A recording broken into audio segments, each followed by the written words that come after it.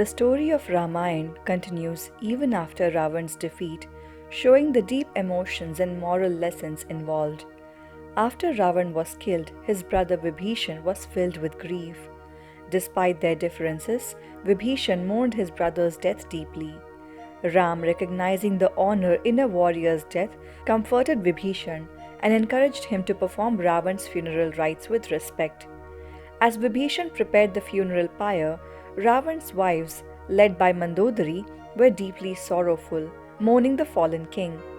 After the rites, Ram kept his promise and crowned Vibhishana as the new king of Lanka. With peace restored in Lanka, Ram focused on reuniting with Sita and asked Vibhishana to bring her to him. Vibhishana respectfully informed Sita that her husband awaited her. Sita, eager to see Ram, initially hesitated to go through the usual customs of bathing and dressing up. However, she understood the importance of following Ram's wishes and complied. When Sita finally stood before Ram, her joy quickly turned to pain. Ram, torn between his love for her and concerns about her time in another man's house, questioned her purity. Despite winning the war, Ram told Sita that she was free to go wherever she wished, leaving her heartbroken. Sita, deeply hurt, decided to prove her faithfulness in the most dramatic way possible. She asked Lakshman to build a fire and prayed to Agni, the god of fire, to protect her if she had remained pure. As Sita walked into the fire, the flames did not harm her. Instead, Agni himself appeared, carrying Sita unharmed. Ram, now fully assured of Sita's purity and loyalty, welcomed her back with great relief. Some versions of the Ramayana tell a different story. They suggest that Sita, who went through the fire, was not the real Sita but an illusion, a Maya Sita created by the gods to protect the real Sita. According to this version, the real Sita was hidden away by the gods when Ravan took her, and it was the illusion that was held captive in Lanka. When the Maya Sita entered the fire, she was destroyed, and the real Sita was returned to Ram by Agni. After Sita's trial, the gods, pleased with Ram's actions and courage, offered him a boon. Indra, the king of gods, appeared and asked Ram to choose a wish. Ram, always compassionate, asked for the lives of all the monkeys and bears who had died in the battle against Ravan to be restored. Indra, impressed by Ram's selflessness, brought the fallen soldiers back to life, and they arose stronger and healthier than before.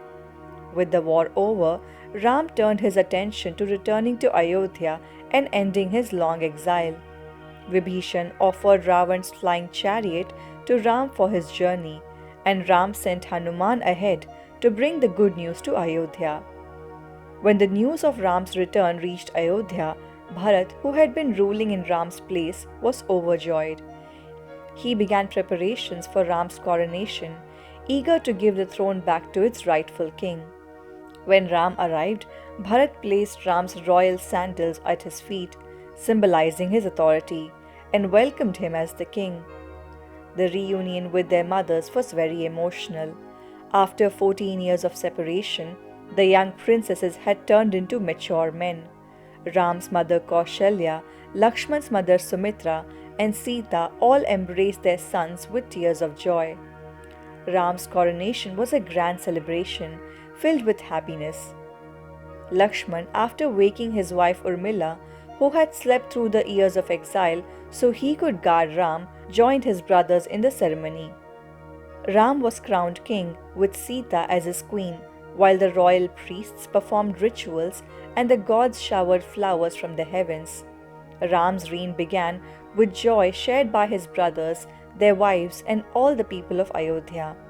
Hanuman, Sugriv, Jambavan, and Vibhishan also rejoiced in Ram's success and the peace that followed. After the coronation, Sita showered her gratitude to Hanuman by giving him a pearl necklace. To everyone's amusement, Hanuman started breaking open each pearl, looking for something inside. When Sita laughingly asked him what was he searching for, Hanuman seriously replied that he was looking for Ram and Sita in the pearls, because without them, the pearls were meaningless to him. The people were amazed when Hanuman tore open his chest, revealing that Ram and Sita lived in his heart, showing his deep devotion. Hanuman's loyalty was further shown when sage Narad visited Ayodhya and asked how Hanuman honored Ram. Hanuman covered himself in vermilion powder, symbolizing his all encompassing devotion to Ram. Ram and Sita's happiness seemed complete when Sita revealed that she was pregnant. Ram was overjoyed and eager to fulfill any wish Sita might have. Sita expressed her desire to visit the rishis in their forest ashrams, a place of peaceful memories for both of them. Ram fondly remembered their time in the forest and promised to take her there, not knowing the sorrow that was to come. Before this sorrow unfolded, the story of Ratnakar, a former robber who later became sage Valmiki, provides a parallel to Ram's journey. Ratnakar, once a criminal, was transformed into a sage after realizing how his actions hurt his family. He left his life of crime and meditated deeply until an anthill grew around him, earning him the name Valmiki, meaning born of the anthill. Valmiki's change from a robber to a respected sage and poet who composed the Ramayana shows the power of redemption and devotion. Valmiki, who became the first poet by writing verses full of emotion and truth, played an important role in Ram and Sita's lives. When the sage Narad told Valmiki the story of Ram, it inspired him to write the Ramayana. However, when he heard that Hanuman had written an even more beautiful version of the Ramayana, Valmiki was humbled. When he saw Hanuman's Ramayana written on banana leaves, Valmiki admitted it was indeed better, leading Hanuman to swallow the leaves, so Valmiki's version would be the one remembered by future generations. Back in Ayodhya, despite the happiness after Ram's return, rumors started spreading about Sita's time in Lanka. Although Ram had accepted Sita after her trial by fire, some people questioned whether she should have been allowed back into the palace at all. This gossip deeply troubled Ram.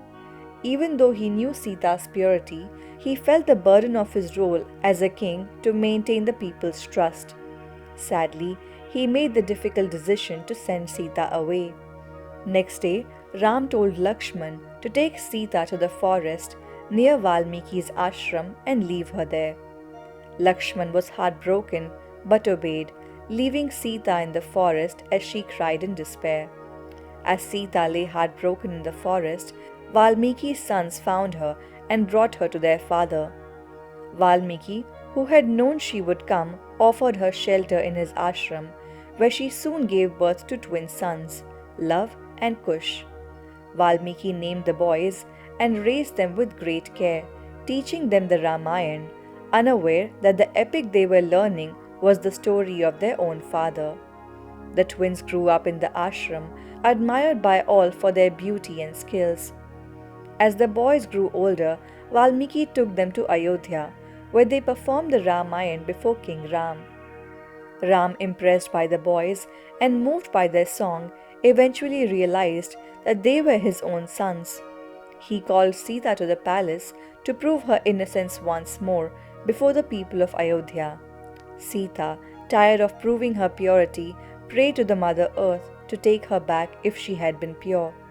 The earth responded, opening up to take Sita into its embrace, leaving Ram and the people of Ayodhya in deep sorrow.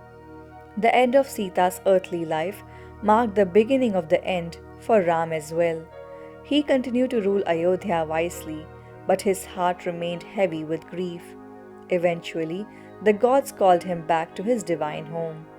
Ram walked into the Saryu river, where he was reunited with Sita in the afterlife, ending his earthly journey and returning to his divine form. The ending of Ramayana carries several important lessons. The themes of duty and dharma, loyalty, and the complexities of human relationships are central to the story, showing that even the divine must face challenges to fulfill their duties, often at great personal cost. Ram's commitment to dharma, even when it caused him great pain, and Sita's unwavering faith and purity despite her suffering are key messages of the epic. The Ramayana also emphasizes the importance of compassion, forgiveness, and the idea that true love and devotion can overcome even the greatest challenges.